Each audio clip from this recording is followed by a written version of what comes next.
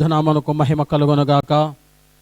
ప్రభునందు ప్రియమైన దేవుని బిడలారా, మరి ఒకసారి ఉదయకాలమున దేవుని వాక్యాన్ని ధ్యానించడానికి మన ప్రభు మనకు అనుగ్రహించే ఈ శ్రేష్టమైన సమయాన్ని బట్టి వందనాలు స్తోత్రాలు చెల్లిస్తున్నాం.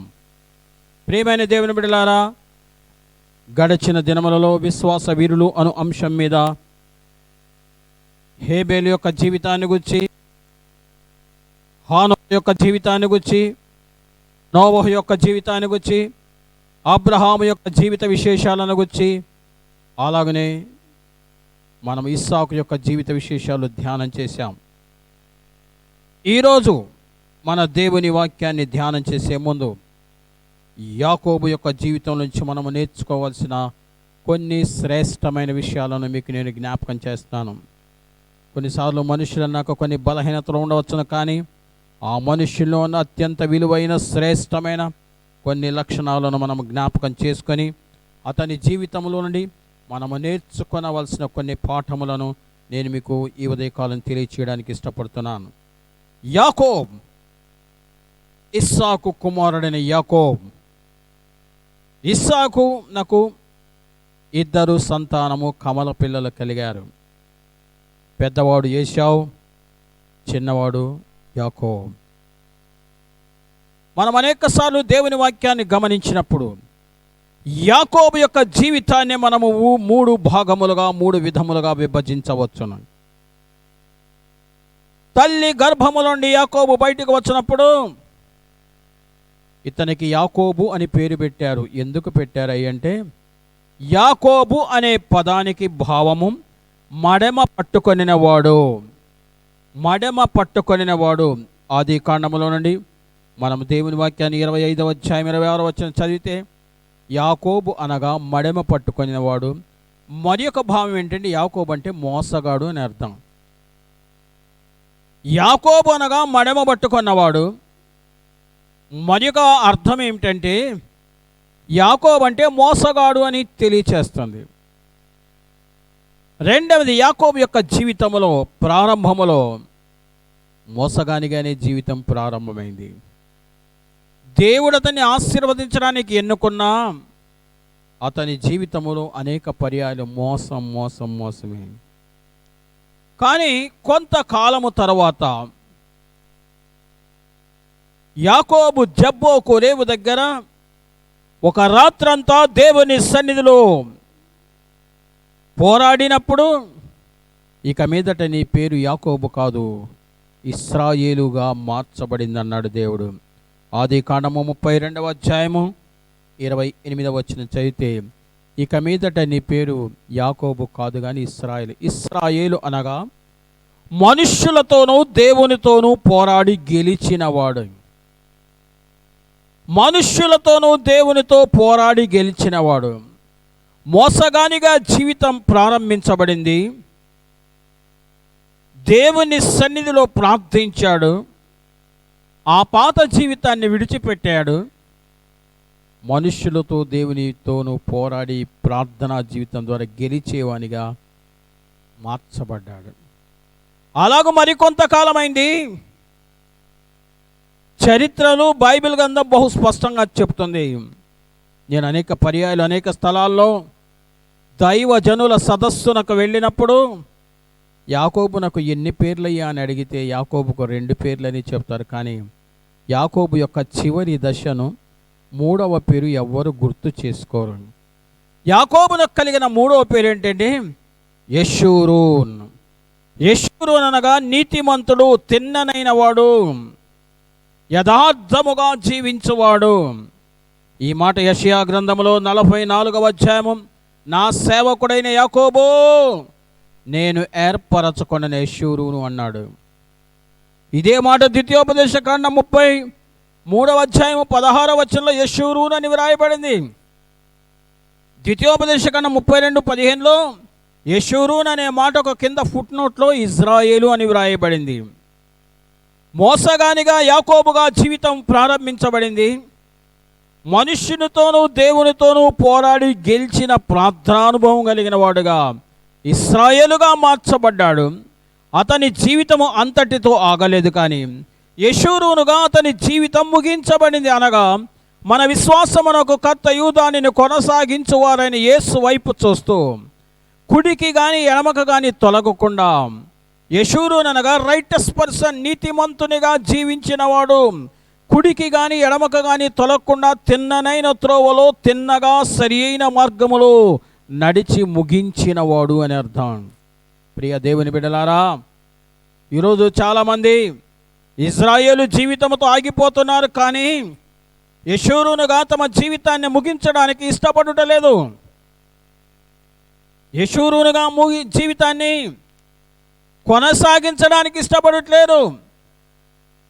యాకోబు, ఇశ్రాయేల్, యెషూరూన్. ఈ సందర్భంగా నేను మీకు జ్ఞాపకం చేస్తున్నాను, ప్రియమైన దేవుని బిడ్డలారా, మన జీవితం యాకోబుగా ప్రారంభించబడిన, ఇశ్రాయేలుగా మార్చబడిన, యెషూరూనుగా మన జీవితము నీతిమంతునిగా మన జీవితం ముగించబడుతుందా లేదా అనేది మనలను మనం ఒక్కసారి పరిశీలన చేసుకోవాలి. ఇటువంటి యాకోబు యొక్క జీవితాన్ని కనుక మనం గమనిస్తే, యాకోబును గురించి దేవుని వాక్యం ఇలాగూ సెలవిస్తుంది. యాకోబులో ఉన్న అత్యంత విలువైన శ్రేష్టమైన లక్షణాలు, దాదాపుగా 20 లక్షణాలున్న ఒక 7 లేక 8 ఈ ఉదయకాలం మీకు క్లుప్తముగా జ్ఞాపకం చేసి ఈరోజు బైబిల్ స్టడీ కార్యక్రమాన్ని నేను ముగిస్తాను. యాకోబును గురించి ఆదికాండములో 25వ అధ్యాయంలో ఒక్క మాట వ్రాయబడింది. ఆదికాండములో 25వ అధ్యాయములో యాకోబును గురించి ఒక్క మాట వ్రాయబడింది. 25, 26 నుండి నేను చదువుతాను. తరువాత అతని సహోదరుడు బయటకు వచ్చినప్పుడు అతని చెయ్యి ఏశావు మడిమను పట్టుకొని ఉండను కనుక అతనికి యాకోబు అని పేరు పెట్టబడెను. ఫుట్నోట్లుంది. యాకోబు అనగా మడిమను పట్టుకునేవాడు లేక మోసగాడు. ఆమె వారిని కనినప్పుడు ఇస్సాకు 60 ఏండ్లవాడు. ఇస్సాకు 60 ఏండ్లవాడు. ఆ చిన్నవాడు ఎదిగినప్పుడు ఏశావు వేటాడుట యందు నేర్పరి అయి అరణ్యవాసిగా ఉండెను. యాకోబు సాధువై గుడారములలో నివసించుచుండెను. యాకోబులో ఉన్న అత్యంత విలువైన శ్రేష్టమైన లక్షణం ఏంటంటే, యాకోబు సాధువైనటువంటి వాడు. ఇంగ్లీష్లో కొన్ని తర్జుమాల్లో వ్రాసారు మోస్ట్ ఒబీడియంట్, అత్యంత విధేయత కలిగిన వాడు. దేవుని పిల్లలమైన మనం కూడా అలవరుచుకొనవలసిన అత్యంత శ్రేష్టమైన లక్షణమేమనగా, సాధువైనట్టు మృదువైనట్టు స్వభావమును మనం అలంకారముగా ధరించుకొనవలెను. సాధువైనట్టు మృదువైనట్టు స్వభావాన్ని మనము ధరించుకోవాలట. యాకోబు సాధువైనటువంటి వాడు. పరిశుద్ధ గ్రంథం బైబిల్లో ఇర్మియా గ్రంథంలో 11వ అధ్యాయంలో ఒక మాట రాయబడింది. యేసు ప్రభువారు మనలను గొర్రెలతో పోల్చాడు. ఒకటి, దేవుడు కూడా మనలను గొర్రెలతో పోల్చాడు. గొర్రె మిక్కిలి సాధువైనది. గొర్రెలతో పోల్చడానికి, సాధువైన గొర్రె పిల్లలతో మనం పోల్చడానికి గల కారణం ఏంటంటే, నేను ఒక దినాన దేవుని వాక్యాన్ని బోధిస్తూ గొర్రెలకు మేకలకున్న భేదాన్ని, గొర్రెలకు మేకలకున్నటువంటి వ్యత్యాసాన్ని ధ్యానం చేస్తూ ఒక దినాన సంఘానికి ఈ మాట చెప్పాను. గొర్రెకు తలకాయ కిందికే ఉంటుంది, చెవులు కిందికే ఉంటాయి, తోక కిందికే ఉంటుంది, అన్నీ కూడా కిందికే ఉంటాయి. కానీ మేకలకు చెవులు పైకే ఉంటాయి, తోక పైకే ఉంటుంది. అంటే గొర్రెలు సాధువైనవి, మేకలు తిరుగుబాటు స్వభావం కలిగినవి. గొర్రెలు కాపరి స్వరాన్ని వింటే కానీ వేరొక అన్యుని స్వరాన్ని వినవు, అన్యుని ఏమాత్రము వెంబడించవు. మేకలు ఎవరు పిలిచినా వెళ్ళిపోతాయి, ఎక్కడ మేత పడితే అక్కడికి వెళ్ళిపోతాయి. ఈరోజు అనేక మంది దేవుని బిడ్డలని పిలువబడుతున్న వారు నిజంగా గొర్రెలు మేకలు అర్థం చేసుకోవాలి. గొర్రెలు పచ్చగడ్డి తప్ప వేరొకటి ఏమి తినవు. మేకలు అన్నీ దొరికిన ప్రతిదీ, అడ్డమైన ప్రతిదీ తినేస్తాయి. ఈరోజు చాలామంది దేవుని బిడ్డలని పిలువబడే వారికి స్వచ్ఛమైన అచ్చమైన దేవుని వాక్యం కాదు, కల్పనా కథలు కావాలి. దురద చెవులు కలిగిన వారై నవ్విచ్చేవారు, కవ్విచ్చేవారు, ఇటువంటి బోధలు వినేవాళ్ళు ఎక్కువైపోయారు. జాగ్రత్తగానండి. ఈ మధ్యకాలంలో ఒక ఆయన వచ్చాడు, దశంభాగం కొత్త నిబంధనలు లేదు కదా అన్నాడు. గొర్రెలకు ఏటేటా 3 సార్లు బొచ్చు కత్తిరించాలి, లేకపోతే గొర్రె అనారోగ్యం పాలైంది. కానీ మేకకు ఒకేసారి లైఫ్ టైంలో చచ్చినాకనే దాన్ని కత్తిరిస్తారు. ఇలాగునా గొర్రెలకు మేకలకు అనేకమైన భేదాలు, అనేకమైన వ్యత్యాసాలు కనబడతాయి. యాకోబట సాధువైనటువంటి వాడు, ఏశావు వేటాడుట యందు నేర్పరిగలిగిన వాడు. వేటగానికి జాలి ఉండదు. అందుకే పెద్దవాళ్ళు ఒక సామెత అంటారు, నెమలి కంటికి నీళ్ళు వస్తేనట వేటగానికి జాలి ఉంటుందా అంటాడు. అంటే వేటగాడు క్రూరమైన స్వభావం కలిగిన వాడు, కఠినమైన మనస్తత్వం కలిగిన వాడు. వేటగాడు ఎటువంటి వాడంటే అవతల వైపున్న జంతువు, అవతల వైపున్న పశువు, లేక అవతల వైపున్న పక్షి చనిపోతూ అల్లాడుతున్నా వీటికి జాలి, దయ, కరుణ అనేది కనిపించదు. క్రూరమైన స్వభావం కలిగినటువంటి వాడు, కఠినమైన స్వభావం కలిగిన వాడు. ప్రియ దేవుని బిడ్డలారా, యాకోబు జీవితంలో మనము నేర్చుకొనవలసిన మొట్టమొదటి పాఠం, యాకోబు సాధువైన వాడు. రెండవది, ఏశావు వేటాడుటలో కూడా నేర్పరి అయిన వాడు, వేటాడుటలో బహు నేర్పరి కలిగిన వాడు. కొద్దిమందికి వేటాడడం కూడా బాగా మహానేర్పరి అయిన వాడు. నీవెటువంటి స్థితిలో ఉన్నావు? సాధువుగా ఉన్నావా? వేటాడుటలో నేర్పరిగా ఉన్నావా? రెండవ విషయం, యాకోబు యొక్క జీవితంలో ఈ ఉదయకాలం మనము దేవుని వాక్యాన్ని ధ్యానిస్తే, యాకోబు గుడారములలో నివసించువాడు.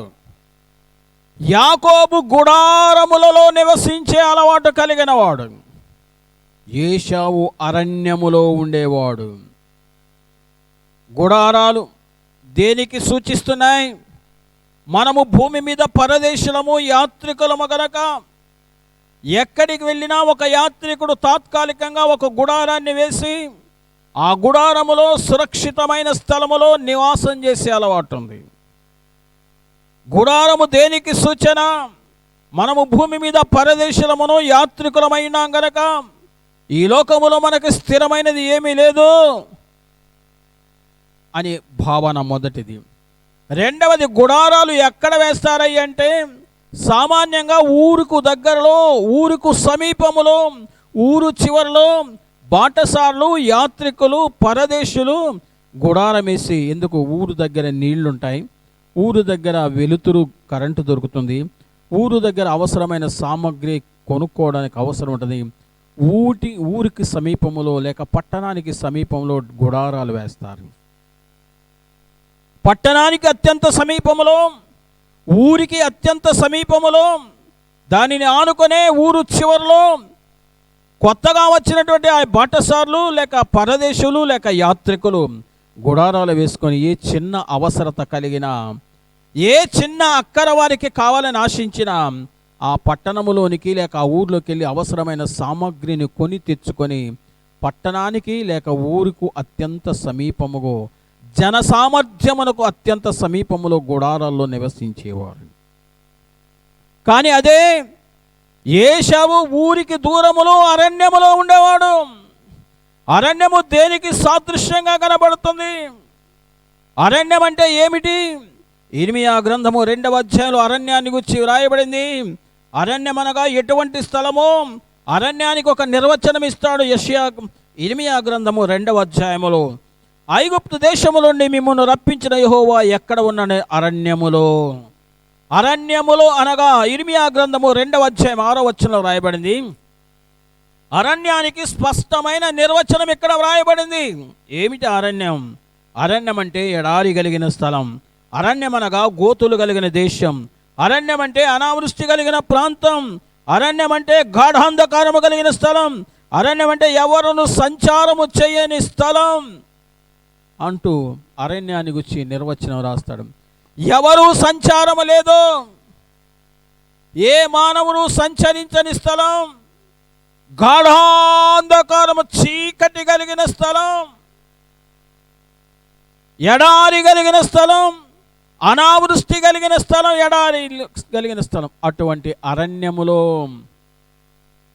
గాఢాంధకారము కలిగిన స్థలం, అనావృష్టి కలిగిన స్థలం, గోతులు కలిగిన స్థలం, ఎడారులు కలిగిన స్థలం, ఏ మనుష్యుడు సంచరించినటువంటి అరణ్యాన్ని నివాసంగా ఎన్నుకొని అరణ్యవాసిగా జీవిస్తున్నాడు ఒక ఆయన.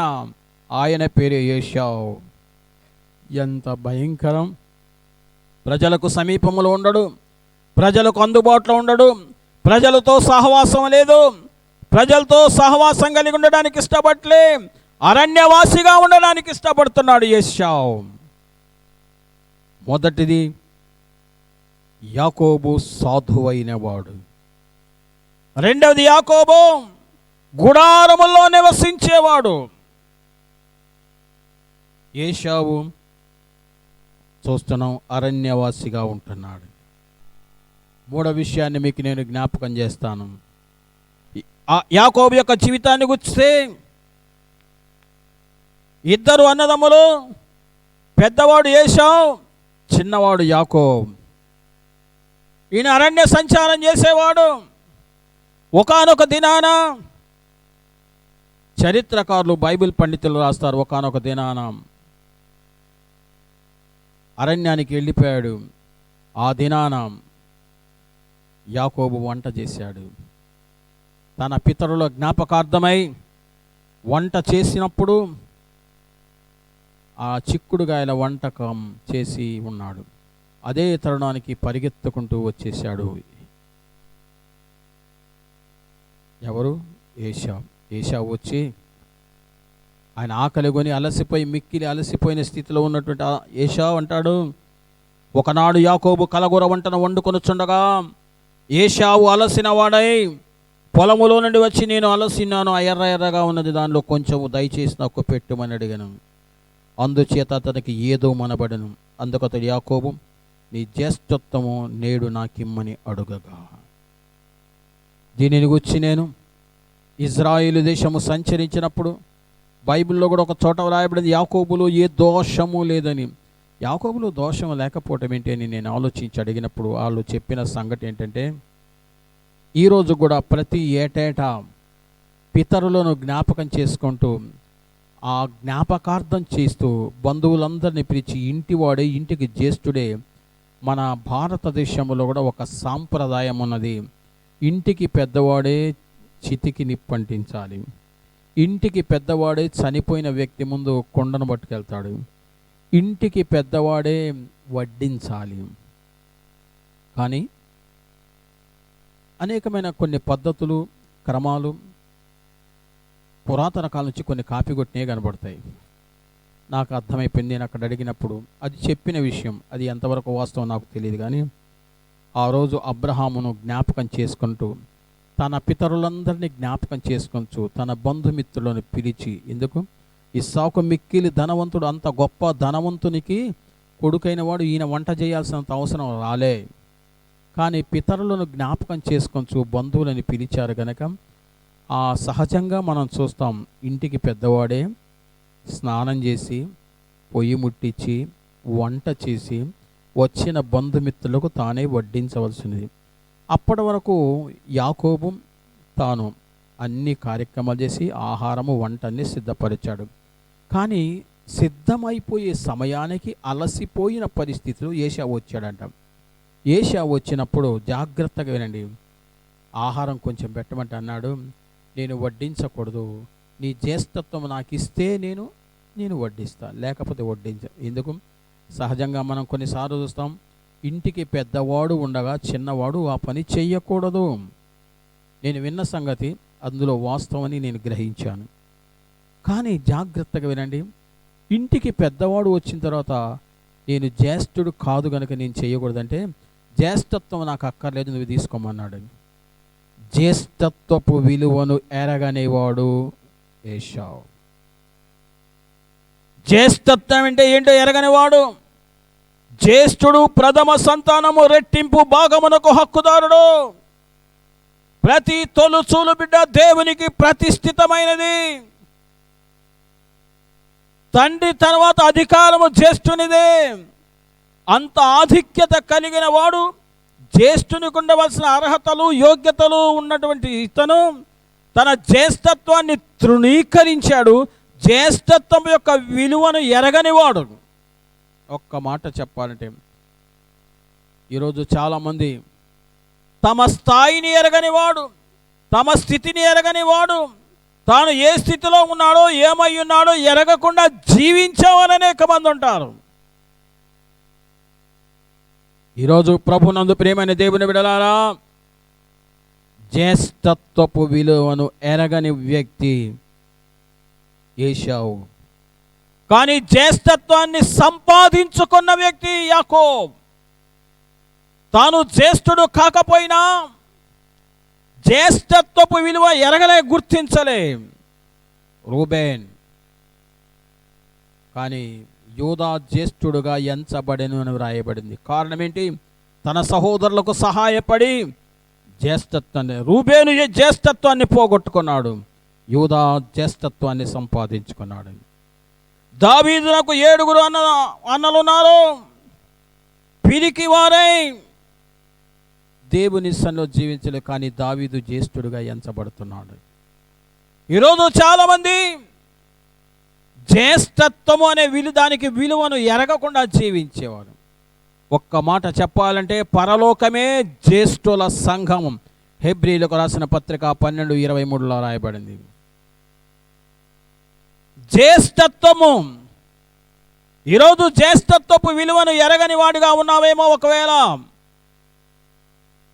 ప్రథముడుగా నీవు ఎంచబడకపోతే, యాకోబు తన పత్రికలో రాస్తాడు.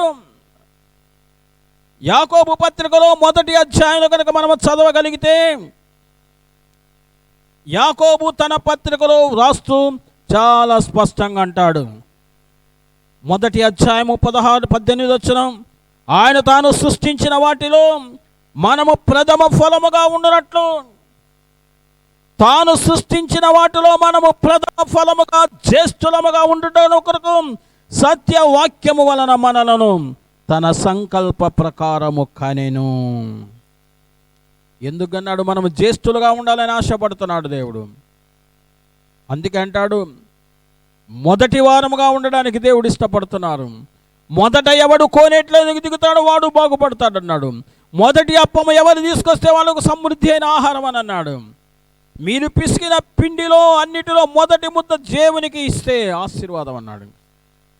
అంటే జ్యేష్ఠత్వములో ఉన్న విలువ, జ్యేష్ఠత్వములో ఉన్న గొప్పతనము, జ్యేష్ఠత్వంలో ఉన్న విశేషతను యాకోబు ఎరిగాడు. కానీ జ్యేష్ఠత్వాన్ని పోగొట్టుకున్నాడు. దేనికి? ఒక్కనాటి పొట్ట కూటి కొరకు. ఒక్క పూట భోజనం లేకపోతే చావరు.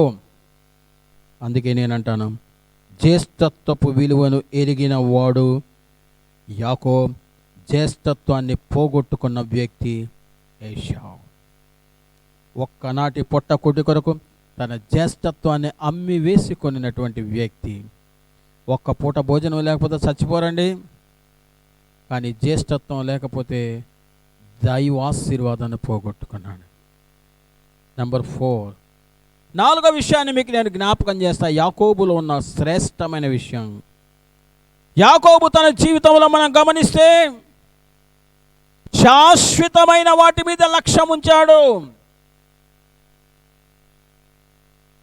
శాశ్వతమైన వాటి మీద, నిత్యము ఉండే వాటి మీద, సదాకాలం ఉండే వాటి మీద లక్ష్యం ఉంచాడు. వాటికి ప్రాధాన్యత ఇచ్చాడు. కానీ ఏశావు తాత్కాలికమైనటువంటి ఆహారము కొరకు, తాత్కాలికంగా ఉండే వాటి మీద ప్రాధాన్యత ఇచ్చాడు.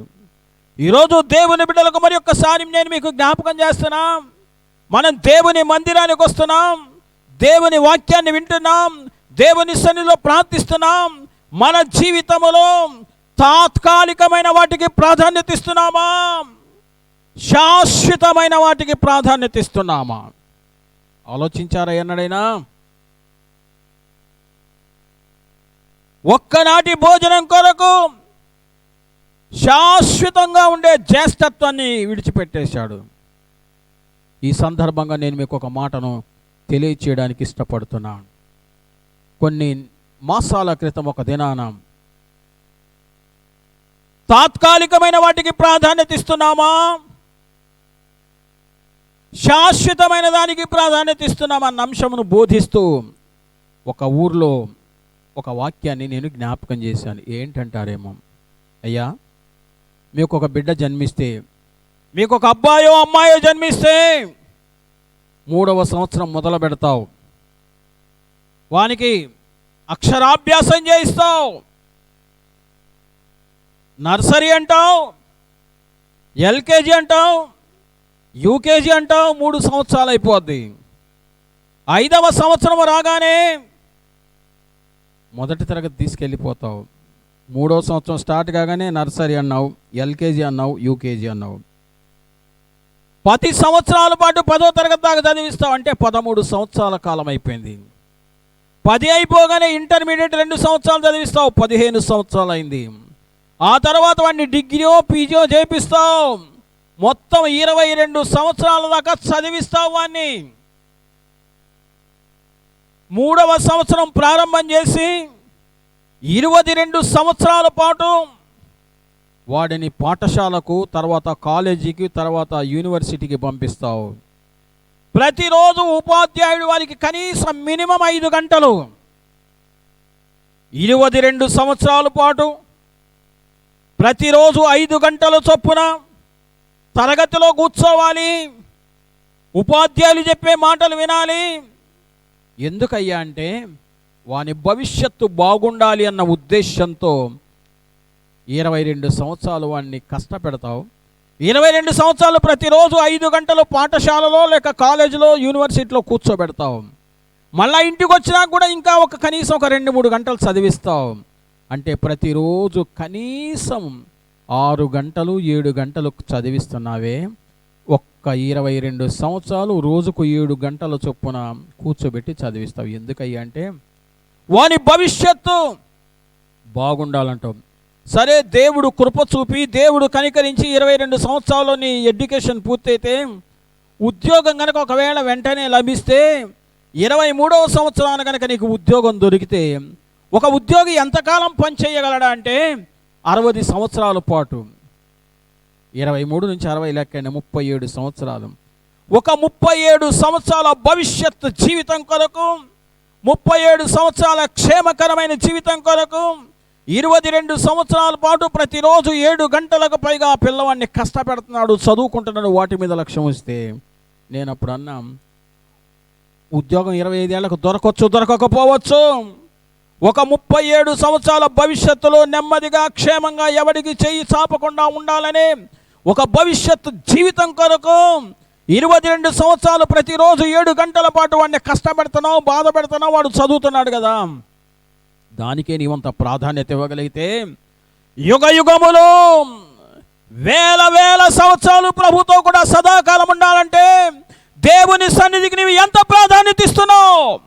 దేవుని సన్నిధిలో దేవుని వాక్యాన్ని ధ్యానించడానికి, దేవుని వాక్యాన్ని నేర్చుకోవడానికి, దేవుని వాక్యాన్ని వినడానికి, దేవుని సన్నిధిలో ప్రార్థించడానికి, యుగాయుగములు దేవునితో ఉండడానికి నీవెంత ప్రాధాన్యత ఇస్తున్నావు అన్నా ఒక్కళ్ళు జవాబు చెప్పాలా? నీ జీవితంలో నీవు దేవునికి ప్రాధాన్యత ఇస్తున్నావు, దేనికి అత్యంత విలువనిస్తున్నావు? యాకోబు శాశ్వతమైన దానికి ప్రాధాన్యత ఇచ్చాడు. ఏశావు తాత్కాలికమైన దానికి ప్రాధాన్యత ఇస్తున్నాడు. ప్రియ దేవుని బిడ్డలారా, ఈ ఉదయకాలం ఈ ప్రత్యేకమైన బైబిల్ స్టడీ కార్యక్రమంలో నీవు దేవునికి ప్రాధాన్యత ఇస్తున్నావా? తాత్కాలికమైన దానికి ప్రాధాన్యత ఇస్తాను. ఒక్కసారి ఆలోచించాయి. నంబర్ 5, 5వ విషయాన్ని మీకు నేను జ్ఞాపకం చేస్తాను. ప్రభునందు ప్రియులారా, యాకోబు భక్తిపరుడు. ఈ భక్తిలో దాదాపు అనేక విషయాలున్నా 1-2 జ్ఞాపకం చేస్తాను. యాకోబు భక్తిపరుడు. ఏమిటయ్యా ఆయన భక్తి? ప్రార్థనలో మగసిరి గలవాడై పోరాడెను. ఏ వ్యక్తికి పరిశుద్ధ గ్రంథమైన బైబిల్లో వందల కొలది భక్తుల జీవిత చరిత్రలు లిఖించబడినా, ఇంచుమించు ఒక దినమంతా సూర్యుడిని ఆపివేసినటువంటి యెహోషువ జీవితాన్ని గురించి వ్రాయబడినా,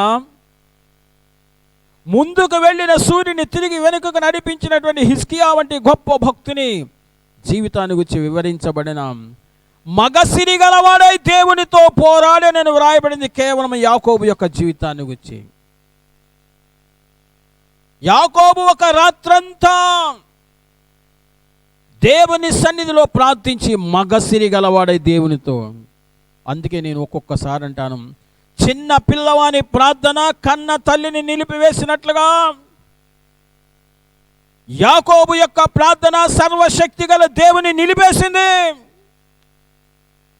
ఒక రాత్రంతా చేసిన ప్రార్థన, యాకోబు యొక్క ప్రార్థన, సర్వశక్తి కలిగిన దేవుడు, భూమి ఆకాశాన్ని సృజించిన దేవుడు, మాట మాత్రం సెలవు చేత అద్భుతములు చేయగలిగిన దేవుని నిలిపేసింది, కట్టేసింది. ఒక మాట చెప్పండి, యాకోబో తెల్లవారిపోతుంది, నన్ను పోనీ అయ్యా అని.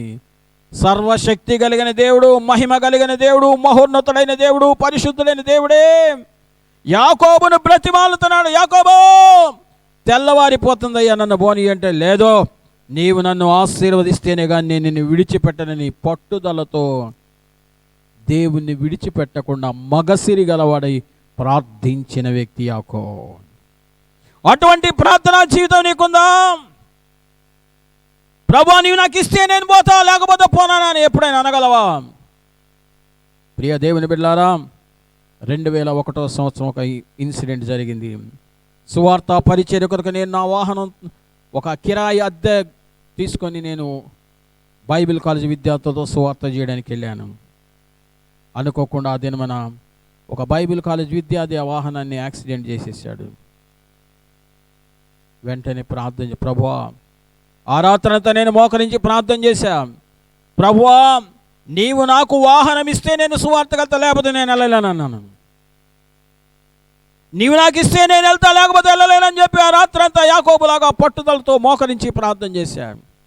తెల్లవారేసరికి ఒక దైవజనుడు నాకు ఫోన్ చేశాడు, స్టీవెన్ నువ్వు రమ్మన్నాడు. వెంటనే హైదరాబాద్ వెళ్ళాను.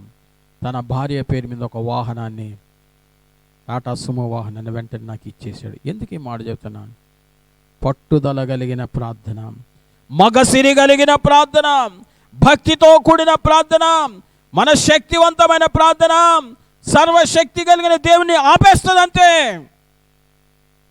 అంతేకాదు, యాకోబులో దైవ భక్తిలో రెండవది ఏంటంటే, జాగ్రత్తగా వినండి, అతడు తనకు ప్రత్యక్షమైన దేవునికి ప్రతి స్థలములో బలిపీఠాలు కట్టాడు. ఏశావు ఎక్కడా బలిపీఠాన్ని కట్టినట్లు మనం చూడము. యాకోబు తనకు ప్రత్యక్షమైన దేవునికి బలిపీఠాన్ని కట్టి దేవునికి బలి అర్పణ చేశాడు. నెంబర్ 2, మూడవది యాకోబు యొక్క జీవితంలో కనుక చూస్తే, యాకోబునకు తనకు ప్రత్యక్షమైన దేవుని సన్నిధిలో ఒక రాతిని నిలిపి, ఇది దేవుని మందిరమే కానీ పరలోకపు గవిని కానీ వేరొకటి కాదు అని చెప్పి అక్కడ ఒక మొక్కుబడి చేసి, నేను ప్రతి నెల ప్రతి చోట నా రాబడి అంతటిలో 10వ భాగాన్ని దేవునికి ఇస్తానని మొక్కుబడి తీర్మానం చేశాడు. ఒకటి, కన్నీరు విడిచి పట్టుదలతో ప్రార్థన చేశాడు. ప్రత్యక్షమైన ప్రతి స్థలంలో బలిపీఠాన్ని కట్టాడు. మూడవది, తన రాబడి అంతటిలో తనకు కలిగిన యావత్తులో 10వ భాగాన్ని నేను చెల్లిస్తానని మొక్కుబడి చేసుకొని ఆ పిమ్మట చివరి వరకు 10వ భాగాన్ని క్రమముగా చెల్లించిన వ్యక్తి యాకోబు. ఈరోజు క్రమముగా ఎంతమంది మీ జీవితాల్లో దేవునికి ఇవ్వవలసిన భాగాన్ని ఇస్తున్నారు? ఎంతమంది దేవునికి క్రమముగా చెల్లించేవారుగా కనబడుతున్నారు? అంత మాత్రమే కాదు, యాకోబు యొక్క జీవితంలో మనం గమనిస్తే తన జీవితములో తాను దయాగుణము కలిగినవాడు. ఎప్పుడైనా తన బంధువుల ఇంటికి వెళ్ళినా, తన సహోదరుని యొద్దకు వెళ్ళినా, ఏ స్థలానికి వెళ్ళినా, ఎక్కడికి వెళ్ళినా వట్టి చేతులతో వెళ్ళేవాడు కాదు. 20 సంవత్సరాలకు పైగా అన్నదమ్ములకు సంబంధ బాంధవ్యాలు లేవు. తన అన్నను సమీపించేటప్పుడు, తన అన్నని ఎదుర్కోవడానికి వెళ్ళేటప్పుడు 550 శాల్తీల జీవరాశులను తీసుకొని తన అన్నకు ఒక చిన్న కానుగ్గా ఇద్దామని బయలుదేరాడు. నాకు ఆశ్చర్యం వేసింది. 550 శాల్తీలు, గొర్రెలు, పొట్టేళ్ళు అన్నీ తీసుకొని, ఇదిగో వీటిని నీవు కానుకగా స్వీకరించమన్నాడు. అంటే అతనిలో ఇచ్చే స్వభావం ఉంది, దయాగుణం ఉంది. ఈ రోజుల్లో చాలామందికి ఇటువంటి ఇచ్చే స్వభావం కనబడదు. సౌలు సమూయేలు దగ్గరికి వెళ్ళేటప్పుడు ఒట్టి చేతులతో వెళ్ళకూడదని కేవలం 1/4 తులము వెండి తీసుకొని వెళ్ళాడు. ఇశ్రాయేలు దేశానికి రాజు అయిపోయాడు. ఈరోజు అందుకే దేవుని వాక్యం ద్వితీయోపదేశకాండంలో రాయబడింది, మీరు దేవుని సన్నిధికి వెళ్ళినప్పుడు లేక దైవజని యొద్దకు వెళ్ళినప్పుడు ఖాళీ చేతులతో, ఒట్టి చేతులతో వెళ్ళకూడదన్నాడు. ఎంతమంది నియమ నిబంధనలు పాటిస్తూ ఉన్నారు? దైవభక్తి కలిగిన వాడు, దైవభక్తి కలిగినటువంటి వ్యక్తి యాకోబు. 5 విషయాలు జ్ఞాపకం చేశాను. మొట్టమొదటిది సాధువైన వాడు, రెండవది గుడారములలో నివసించేవాడు, మూడవది అతను జ్యేష్ఠత్వపు విలువను ఎరిగినవాడు, నాలుగవది శాశ్వతమైన దానికి మాత్రమే ప్రాధాన్యత ఇచ్చినటువంటి వాడు, ఐదవది భక్తిపరుడు, ప్రార్థనాపరుడు, బలిపీఠాన్ని కట్టినవాడు, అంత మాత్రం 10వ భాగాన్ని క్రమముగా చెల్లించినవాడు. 6వ విషయాన్ని జ్ఞాపకం చేస్తాను. దేవుడు అంతగా ఆశీర్వదించినా, దేవుడు అంతగా హెచ్చించినా, తానేమయ్యున్నానో తన స్థానమేంటో, దేవుని స్థానమేంటో ఎరిగినవాడు. దేవుని స్థానాన్ని ఎరిగినవాడు. ఏంటి దేవుని స్థానాన్ని ఎరిగినవాడు? అబ్రహాం అలాగే ఇస్సాకులు కూడా దేవుని స్థానాన్ని గుర్తించినవారు. యాకోబు వివాహం జరిగిన తర్వాత బహుకాలము సంతానము లేనివాడుగా ఉన్నాడు. ఎప్పుడైతే సంతానము లేదో అప్పుడు రాహేలు ఒక మాట అంటుంది. ఆదికాండం 30వ అధ్యాయంలో రాహేలు తాను యాకోబునకు పిల్లలు కనక పోవుట చూచి తన అక్క యందు అసూయపడి యాకోబుతో, నాకు గర్భఫలము నిమ్ము, లేని ఎడల నేను చచ్చెదను. నాకు గర్భఫలమే, లేకపోతే నేను చస్తానంది. జాగ్రత్తగా వినండి. యాకోబు తాను అమితముగా ప్రేమించిన రాహేలు సంతానము లేదు. సంతానము లేకపోయే వరకు యాకోబుతో వచ్చి గొడవ పడుతూ ఉంది. గొడవపడి అంటుంది ఒక మాట, నాకు గర్భఫలమే, లేని ఎడల నేను చచ్చెదను అనేను. అప్పుడు యాకోబు కోపము రాహేలు మీద రగులు కొనగా, నేను గర్భఫలము నిచ్చుటకు దేవునికి నేనేమన్నా ప్రతిగా ఉన్నానా అన్నాడు. గర్భఫలం అనేది యెహోవా ఇచ్చే బహుమానం. గర్భఫలము యెహోవా ఇవ్వాలి, దేవుని కృప కావాలి. అందుకే చాలా జాగ్రత్తగా, విస్తారమైన ఆస్తిని సంపాదించవచ్చు కానీ సమాధానాన్ని, సంతోషాన్ని సంపాదించలేవు. విస్తారమైన పుస్తకాలు కొనవచ్చును కానీ జ్ఞానము, దేవుని కృప లేకపోతే నువ్వు సంపాదించలేవు. ఎంత విలువైన మంచము నీవు కొన్నా, సంపాదించినా, దేవుని చిత్తం లేకపోతే నీకు నిద్ర పట్టదు. జాగ్రత్తగా వినండి. అందుకే ధనం ఉంటే ఎన్నైనా కొనవచ్చు, విస్తారమైన పుస్తకాలు కొనవచ్చు, కానీ జ్ఞానం సంపాదించడం నీ వల్ల కాదు.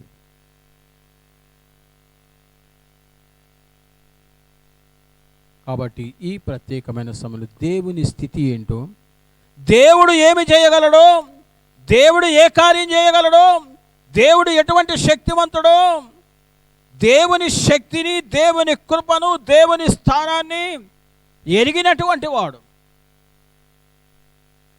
విస్తారమైన ఆస్తి ఉన్నా, విస్తారమైన సంపద ఉన్నా, విస్తారమైన కలిమి ఉన్నా, తన జీవితంలో సంతోషము, సమాధానము, నెమ్మది అన్నీ కావాలంటే వాటన్నిటిని అనుగ్రహించగలిగిన వాడు జీవము గల దేవుడు మాత్రమే. అలాగనే తాను ఏ వయసులో వివాహం చేసుకున్నా, ఎటువంటి స్థితిలో వివాహం చేసుకున్నా, గర్భఫలం ఇవ్వడం అనేది ఒక మనుష్యుని చేతిలో లేదు. గర్భఫలము అనుగ్రహించడం జీవము గల దేవుని కృప మాత్రమే. దేవుని చిత్తము లేకపోతే, దేవుని కృప లేకపోతే ఒక మనుష్యుడు భోజనం చేసి కూడా సంతోషించడం ఎవరికి సాధ్యము కాదు. అంటే దేవుని కృప ఏంటో, దేవుని చిత్తం ఏంటో, దేవుని స్థానం ఏంటో యాకోబు తెలుసు. యాకోబు నాకు తెలుసు. ఈ సందర్భంగా నేను ఒక మాట చెప్తాను. నాకు తెలిసిన ఒక వ్యక్తి ఉన్నాడు, వివాహం చేసుకున్నాడు. 10 సంవత్సరాల కాలం అయిపోయిందండి. ఇదే తెలంగాణ రాష్ట్రంలో పిల్లలు గలగల గొడవ పెట్టాడు, ఇంకొక ఆమెను తెచ్చాడు. ఆమెతో ఒక 5 సంవత్సరాలు కాపురం చేశాడు. పిల్లలు గలగల ఇంకొక ఆమె 5గురు చేసుకున్నాడండి. 5గురు వ్యక్తులను వివాహం చేసుకున్నాడు. పిల్లలు కలగల. అప్పుడు ఒకరోజు నా దగ్గరే పనిచేసేవాడు ఆయన. నేను ఒక మాట అన్నా, భలే పని చేసావు, 5గురిని చేసుకొని 4గురు మోయడానికి, ఒక ఆమె ముందు పోవడానికి పో అన్న ఒకటే మాట. 4గురు నిన్ను మోసుకెళ్ళడానికి, ఒక ఆమె ఆ శవపేటికకు ముందు వెళ్ళడానికి సరిగ్గానే ఎన్నుకున్నావు ఏంటంటే, ఏం చేయండి సార్, ఆమె ద్వారా పిల్లలు కలుగుతాయి కనుక ఆమె కలగలేదు. 2వ ఆమెను చేసుకున్న ఆమె ద్వారా లేదు, 3వ ఆమెను చేసుకున్న ఆమె లేదు, 4వ.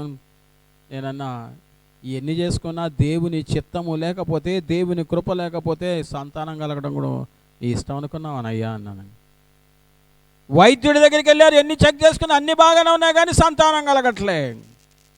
2గురు ఎన్నో పరీక్షలు చేసుకున్నారు, అందరూ వెళ్ళి ఎన్నో పరీక్షలు చేసుకుని సంతానం కలగలే. అంటే దేవుని కృప లేకపోతే, దేవుని చిత్తము లేకపోతే గర్భఫలము అనుగ్రహించబట్ట అసాధ్యమే.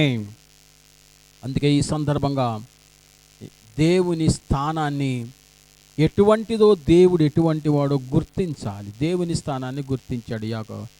నీకు గర్భఫలం ఇవ్వడానికి నేనేమన్నా దేవుని స్థానంలో, దేవుని స్థానంలో నేను ఉన్నానా అన్నాడు. నేను దేవునికి ప్రతిగా ఉన్నానా అన్నాడు. ఎంత గొప్ప మాట మాట్లాడండి.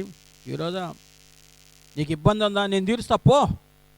నీకు సమస్య ఉందా, నేను తీరుస్తా పో. మనుష్యుడే హామీ ఇస్తున్నాడు. ఇబ్బంది కలిగితే మనుష్యుడు ఇస్తున్నాడు హామీ. అనారోగ్యం కలిగితే నీకెందుకు, నేనున్నా కానీ మనుష్యుడు అంటున్నాడు. మనుష్యుడే దేవుని స్థానాన్ని ఆక్రమించడానికి పూనుకుంటున్నాడు. జాగ్రత్త ప్రియ దేవుని బిడ్డలారా, ఈ కార్యక్రమాన్ని చూస్తున్న మీరు ఎవరైనా దేవుని స్థానాన్ని ఆక్రమించాలని ఆశించింది లూసిఫర్ పరలోకము నుండి భూమి మీదకి పడద్రోయబడినది. కాబట్టి ఈ సందర్భంగా జ్ఞాపకం చేస్తాం, దేవుని స్థానాన్ని ఎరిగిన వాడు, దేవుని స్థానాన్ని గుర్తించిన వాడు యాకోబు. 6వ విషయాన్ని మీకు నేను 7వ విషయాన్ని జ్ఞాపకం చేస్తాను. యాకోబు సమాధానము కోరువాడు. యాకోబు సమాధానాన్ని కోరేవాడు, తగ్గింపు జీవితం కలిగిన వాడు, సమాధానము కోరువాడు, యథార్థవంతుడుగా జీవించినటువంటి వాడు. దాదాపు 20 సంవత్సరాలు అయిపోయింది. తన అన్నతో తాను చేసిన పొరపాటునకు పశ్చాత్తాపడి తిరిగి తన సహోదరునితో సమాధానపడాలి అని తన సహోదరుని యొద్దకు తిరిగి వస్తున్నాడు. ఈరోజు చాలామంది సమాధానము కోరేవారు తక్కువ, సమాధాన పడేవారు తక్కువ. సమాధాన పడడానికి ఇష్టపడని వారు అనేక మంది కనబడుతున్నారు. కానీ ఈ ప్రత్యేకమైన సమయంలో మన దేవుడు సమాధానమునకు కర్త. అందుకే యేసు ప్రభు వారు కూడా అన్నారు ఒక మాట, సమాధానపరచువారు ధన్యులు, వారు దేవుని కుమారులనబడుదురు. సమాధానపరచువారు ధన్యులు, వారు దేవుని కుమారులనబడుదురు. సమాధాన పరిచేవారు కావాలి, సమాధాన పడేవారు కావాలి, సమాధానము కోరేవారు కావాలి. ఆత్మఫలములలో ఒకటి కూడా సమాధానము. కొన్నిసార్లు మన తప్పు లేకపోయినా, కొన్నిసార్లు మన దోషము లేకపోయినా ఇతరులతో సమాధానపడి సమాధానము కోరేవారముగా, సమాధానమును ఆశించేవారముగా ఉండాలని యాకోబు జీవితం మనకు నేర్పిస్తుంది. చివరిదిగా ఒక్క మాట మీకు నేను జ్ఞాపకం చేస్తాను. యాకోబు అనేకులకు ఆశీర్వాదకరముగా ఉన్నాడు. యాకోబుని గురించి అంటాడు ఒక మాట, లాబాన్ అంటారు, నిన్ను బట్టి దేవుడు మమ్మల్ని అందరిని ఆశీర్వదించాడు అంటాడు. యాకోబును బట్టి ఆదికాండం 30:27 చూస్తే, అందుకు లాబాను అతనితో, నీ కటాక్షము నా మీద ఉన్న ఎడల నా మాట వినము, నిన్ను బట్టి యెహోవా నన్ను ఆశీర్వదించనని శకునము చూచి తెలుసుకొంటినని చెప్పాను. నిన్ను బట్టి యెహోవా నన్ను ఆశీర్వదించాడు. ప్రియ దేవుని బిడ్డలారా, మనలను బట్టి, మన కుటుంబాన్ని బట్టి, మన జీవితాన్ని బట్టి లోకములో అనేక మంది వ్యక్తులు ఆశీర్వదించబడాలని యాకోబు యొక్క జీవితం మనకు నేర్పిస్తుంది. యోసేపును బట్టి పోతీఫర్ కుటుంబం ఆశీర్వదించబడుతుంది.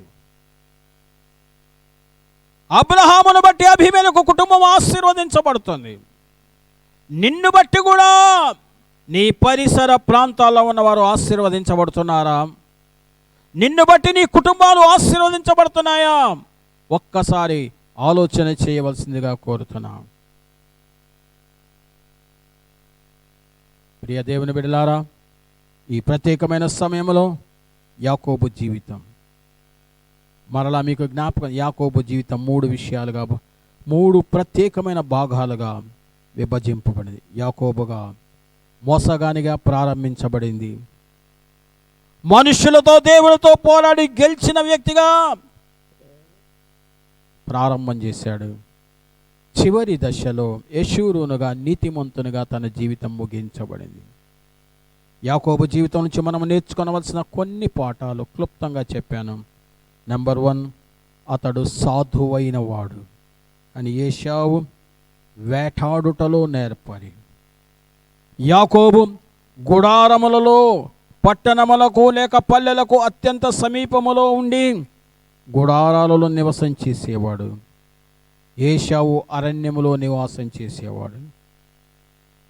యాకోబు జ్యేష్ఠత్వపు యొక్క విలువను, దాని ఫలితాలను ఎరిగినవాడు కనుక జ్యేష్ఠత్వాన్ని సంపాదించుకున్నాడు, జ్యేష్ఠత్వాన్ని కొనుక్కున్నాడు. కానీ జ్యేష్ఠత్వపు విలువను ఎరగక జ్యేష్ఠత్వాన్ని అమ్మివేసుకొనినవాడు ఏశావు. యాకోబు శాశ్వతమైన దానికి ప్రాధాన్యత ఇచ్చాడు. శాశ్వతమైన దానికి ప్రాధాన్యత ఇచ్చాడు. కానీ ఏశావు తాత్కాలికమైనటువంటి ఆహారము, ఆకాను తాత్కాలికమైనటువంటి వస్త్రాలకు ప్రాధాన్యత ఇచ్చాడు. తాత్కాలికమైన వాటికి ప్రాధాన్యత ఇచ్చేవారు అనేక మంది ఉన్నారు. 5వదిగా చూచాం, యాకోబు భక్తిపరుడు, మగసిరి గలవాడై దేవునితో పోరాడినవాడు, బలిపీఠములను కట్టినవాడు, 10వ భాగాన్ని క్రమముగా దేవునికి సమర్పించినవాడు, దయాగుణము కలిగినటువంటి వాడిగా కనబడుతున్నాడు భక్తిలో. 6వదిగా యాకోబు దేవుని స్థానం ఏంటో, దేవుని స్థితి ఎక్కడో, మన స్థితి ఏంటో గుర్తించినవాడు. 7వదిగా యాకోబు తగ్గింపు స్వభావం కలిగినవాడు, సమాధానమును కోరినటువంటి వాడు, యథార్థతగా జీవించినవాడు, ప్రయాసపడే లక్షణం కలిగినవాడు. చివరిదిగా నేను మీకు జ్ఞాపకం చేశాను, యాకోబు అనేకులకు ఆశీర్వాదకరముగా ఉన్నాడు, అనేకులకు బాధకరంగా తయారయ్యాడు ఏశావు. కాబట్టి విశ్వాస వీరులలో యాకోబును చేర్చబడ్డానికి గల కారణం ఏంటంటే, చివరి స్థితిలో తాను యెషూరునుగా నీతిమంతునిగా తన జీవితాన్ని ముగించాడు. కాబట్టి ప్రియ దేవుని బిడ్డలారా, ఈరోజు ఈ కార్యక్రమాన్ని వీక్షిస్తున్న మీరు కూడా యాకోబుతో ఆగిపోకూడదు.